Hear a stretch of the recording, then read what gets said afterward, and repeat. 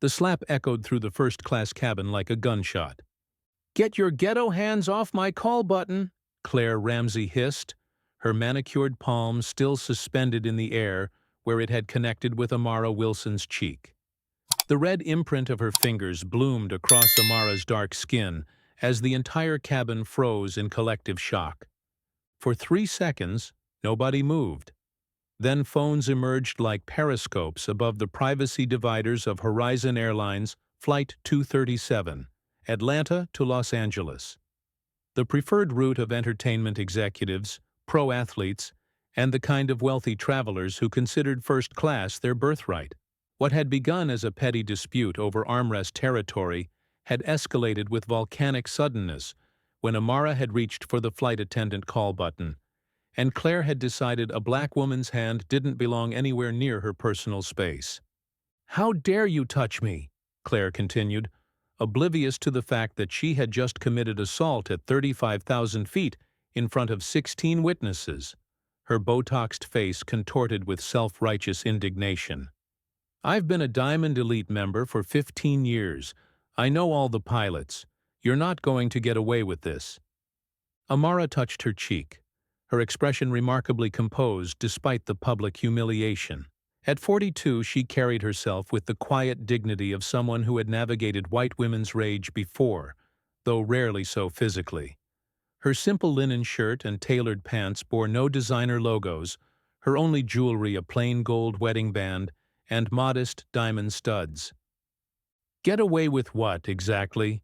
Amara asked, her voice level. "Attempting to call a flight attendant when you refused to return my seat to its upright position?" A murmur rippled through the cabin as passengers processed what they were witnessing. A silver-haired executive across the aisle lowered his Financial Times, while a young influencer type in 2D switched her phone to video mode, her eyes wide with the realization that she was capturing potential viral content. "Oh, please," Claire scoffed, her volume calibrated to ensure everyone heard her side first. "You've been aggressive since you sat down. I was just defending myself from your intimidation." This blatant lie, this instant rewriting of history that had occurred mere seconds ago in full view of multiple witnesses, was delivered with such conviction that several passengers actually glanced at each other in confusion. Had they misinterpreted what they'd just seen? "Ms. Ramsey," came a new voice from the aisle, belonging to Kendra, the lead flight attendant who had witnessed the entire incident from the galley. "Physical contact with another passenger is never acceptable. I'm going to have to ask you to calm down." Claire's head whipped toward Kendra, her expression shifting from righteous anger to wounded innocence with practiced ease. "Calm down? I'm perfectly calm. This woman has been antagonizing me since boarding, and when I tried to explain my diamond status entitles me to certain courtesies, she became confrontational." The reframing was masterful, the subtle implication that Amara couldn't possibly understand the rarefied air of elite status passengers, that her presence in first class was itself an intrusion into Claire's entitled atmosphere. "That's simply not true," Amara stated, still maintaining her composure. "I asked you twice to return your seat to the upright position for the meal service, as requested by the crew. When you ignored me, I attempted to call for assistance." "See how she's threatening me?" Claire demanded, gesturing dramatically toward Amara. "This is exactly the kind of hostile attitude I'm talking about. These people always pull the race card when they don't get special treatment." The coded language, "these people," hung in the air like a toxic cloud. Kendra, a young black woman herself, stiffened visibly, but maintained her professional demeanor. "Ms. Ramsey, I observed the entire interaction. You struck another passenger, which is a federal offense. I need to report this to the captain immediately." "Report what? A misunderstanding?" Claire's voice raised an octave. "Do you know who I am? I'm a personal friend of Roger Matthews, your CEO. One call when we land, and your little diversity hire job will disappear faster than you can say, affirmative action." As Kendra retreated to the cockpit to inform the captain, Claire turned back to Amara with undisguised contempt. "I don't know how you got upgraded to first class, but clearly this isn't your natural habitat. People like you should stick to the main cabin where behavior like yours is probably normal." Amara simply reached for her phone, tapped out a quick message, then returned it to her pocket without responding to the provocation. Her restraint seemed to infuriate Claire further. "What? Nothing to say now? Calling your homies to meet you at the airport? Good luck with that. The security team at LAX knows me by name." The cabin had become uncomfortably quiet. Passengers divided between those openly recording the confrontation and those pretending to be absorbed in their screens while watching from their peripheral vision. No one intervened, the particular paralysis of privilege ensuring that even those who recognized the injustice wouldn't risk involving themselves. 5 minutes passed in tense silence. Then the aircraft's intercom system crackled to life. "Ladies and gentlemen, this is Captain Rodriguez speaking. I've been informed of a disturbance in the first-class cabin. As a reminder, physical assault of any kind is strictly prohibited under federal aviation regulations and will be dealt with by authorities upon landing." Claire smiled triumphantly, clearly interpreting this announcement as validation that appropriate consequences would await Amara in Los Angeles. The intercom crackled again. "I'd also like to address a comment made regarding our CEO, Roger Matthews. For clarity, Roger Matthews retired 3 years ago. Our current CEO is Marcus Wilson, who happens to be my boss and, more relevantly to the current situation, the husband of Amara Wilson, seated in 3B. The color drained from Claire's face as the implications of this revelation cascaded through her consciousness. Around the cabin, passengers who had been studiously avoiding eye contact suddenly found Amara fascinating, reassessing her understated appearance with new understanding. "Ms. Ramsey," Captain Rodriguez continued, "I've been instructed to inform you that upon landing, you will be escorted from the aircraft by airport police to address charges of assault. For now, I'm asking you to gather your belongings and relocate to the last row of the main cabin for the remainder of the flight, where a flight attendant will assist you." Claire's expression cycled rapidly through shock, fear, and finally, desperate calculation. "This is ridiculous," she sputtered, her voice now pitched for sympathy rather than authority. "It was a misunderstanding, a reflex. She startled me." "Ms. Ramsey," Kendra had returned, joined now by a male flight attendant named Michael. "Please collect your items and come with us." As Claire was escorted through the curtain dividing first class from the main cabin, her final glance back at Amara contained something new. Not just anger, but the dangerous contemplation of someone who recognized they had nothing left to lose. In seat a 3B, Amara exhaled slowly, touching her cheek again where the sting had finally begun to fade. The silver-haired executive across the aisle leaned toward her. "Mrs. Wilson, I want to apologize for not speaking up sooner. That woman's behavior was absolutely unacceptable."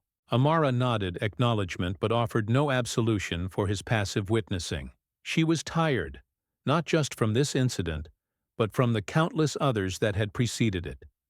As the CEO's wife, she typically flew private, but she'd taken a commercial flight today after dropping their son, Marcus Jr., at a basketball camp in Atlanta, not wanting to waste company resources for a personal trip. Her decision to travel incognito, to experience the airline as a regular passenger would, had revealed exactly what she'd suspected. That first class remained segregated in all but name, with black passengers subjected to constant subtle, and sometimes not so subtle reminders that their presence was considered anomalous. What Amara couldn't have anticipated was how quickly things would escalate from microaggression to actual physical assault. While the other passengers pretended to return to their pre-confrontation activities, Amara noticed the influencer type still filming surreptitiously, her French manicured fingers making rapid adjustments to the video she'd captured. Something about the young woman's furtive editing, combined with the occasional glance toward where Claire had been escorted, triggered Amara's instinct for trouble. By the time Horizon Airlines Flight 237 began its descent into Los Angeles, most passengers had moved on from the drama, returning to their movies and spreadsheets. Amara had declined Kendra's repeated offers of ice for her cheek, preferring instead to review a presentation for the educational foundation she chaired. She was gathering her belongings as the plane taxied to the gate when her phone buzzed with a notification. Opening it, she found herself staring at an Instagram post from an account called @Luxury Travel Queen, witnessing shocking assault on number Horizon Air flight from ATL. Black woman attacks innocent passenger for taking her space, then pulls CEO husband card to have victim removed from flight. Racism. Tries white voices suppressed York assault on plane. Attached was a heavily edited video showing only the aftermath of the slap.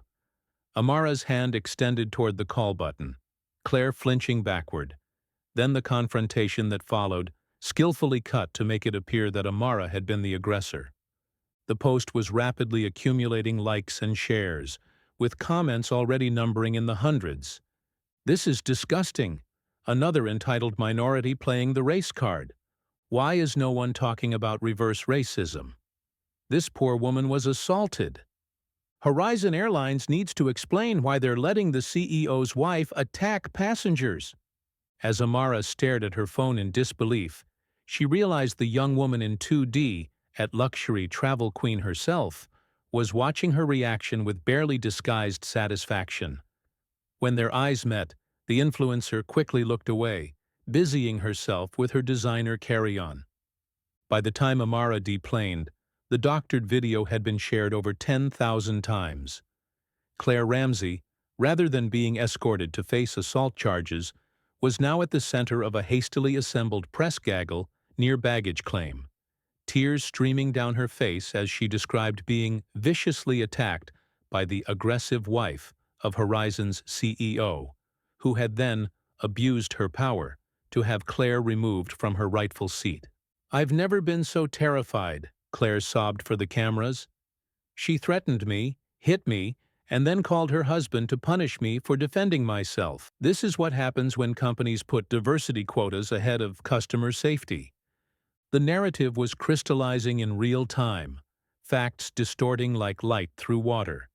Social media was already split into warring camps, the majority siding with Claire based solely on the edited video and her tearful performance. Justice for Claire was trending nationally, while Horizon Airlines mentions were flooded with calls for Amara's arrest and Marcus's resignation. When Amara approached the media scrum, intending to correct the record, she was met with a wall of hostile questions. "Mrs. Wilson, why did you assault a passenger on your husband's airline? Do you think your status gives you the right to attack people who disagree with you? Was this racially motivated? Did you target Ms. Ramsey because she's white?" Before Amara could respond, 2 airport police officers approached. "Mrs. Wilson, we need you to come with us. There's been a complaint filed against you for assault." "This is absurd," Amara stated, maintaining her composure despite the cameras now swiveling toward her. "There are multiple witnesses and unedited video showing that Ms. Ramsey assaulted me, not the other way around. Ma'am, we have to follow procedure. You can explain your side at the station." As Amara was escorted through the terminal, she glimpsed Claire watching from beside a uniformed Horizon Airlines executive. Her tears miraculously dried, a small smile playing at the corners of her mouth. This wasn't just an entitled passenger's temper tantrum anymore. This was coordinated character assassination. What no one anticipated was Claire Ramsey's next move. On Monday morning, 3 days after the flight, Claire appeared on Wake Up America with bandages on her wrist and a neck brace that hadn't been present during her airport interviews. "The assault was much worse than I initially revealed," she told the sympathetic host. "I've been diagnosed with severe whiplash and possible nerve damage. My doctor says I may never regain full mobility in my right arm." These medical claims, completely fabricated but delivered with the conviction of a seasoned performer, were followed by the announcement that Claire had filed a $20 million lawsuit against Amara Wilson personally, as well as Horizon Airlines, for assault, defamation, emotional distress, and creating a hostile environment based on racial discrimination against white passengers. More disturbingly, She had somehow convinced the Los Angeles District Attorney's Office to reopen the assault investigation, this time with Claire as the victim rather than the aggressor. By Tuesday, Amara found herself facing potential criminal charges. The influencer's video had been admitted as evidence, while the unedited footage from other passengers had mysteriously failed to materialize. 3 first-class passengers had provided statements supporting Claire's version of events, all frequent flyers who, Amara later discovered, had been quietly offered lifetime Diamond Elite status by a misguided Horizon executive trying to contain the PR disaster. The nightmare reached its zenith when Child Protective Services arrived at the Wilsons' home while Marcus was at an emergency board meeting, claiming they needed to conduct a welfare check on 12-year-old Marcus Jr. based on reports of violent behavior in the home. This was the final straw. As her son was temporarily placed with his grandmother pending a hearing, Amara Wilson decided enough was enough. That evening, she bypassed traditional media entirely, posting a simple statement to her personal Instagram account, which had previously been used only for family photos and foundation announcements. I am not just Horizon's CEO's wife. I am Dr. Amara Wilson, neurosurgeon and founder of the Bridge Education Initiative, which has provided college scholarships to over 5,000 underprivileged students. I have spent my career healing people and creating opportunities for others. I will not allow my character to be assassinated by someone who saw my black skin and decided I didn't deserve the same respect and dignity afforded to other first-class passengers. To Ms. Ramsey and those who conspired with her, the truth isn't determined by who cries the loudest or spins the most convincing narrative. It's determined by facts. And the fact is, you assaulted me, then tried to destroy my reputation and separate me from my child when you realized who I was. There will be consequences. Within an hour, the post had been shared over 1 million times. Truth for Amara replaced Justice for Claire as the top trending topic nationally. Celebrities, politicians, and ordinary citizens alike condemned Claire's manipulation and expressed outrage at how readily her false narrative had been accepted. By Wednesday afternoon, the Los Angeles District Attorney had dropped all potential charges against Amara and announced a new investigation into Claire Ramsey, Madison Brooks, and several Horizon Airlines executives for conspiracy, filing false reports, and witness tampering.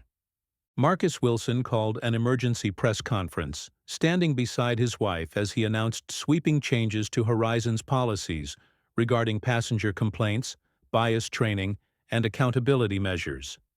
"What happened to my wife is inexcusable," he stated, his voice tight with controlled anger. But what's equally inexcusable is how quickly our own organization was willing to believe the worst about her based on nothing but an edited video and the tears of a white woman. That reflects a systemic failure within our company culture that we are committed to addressing immediately.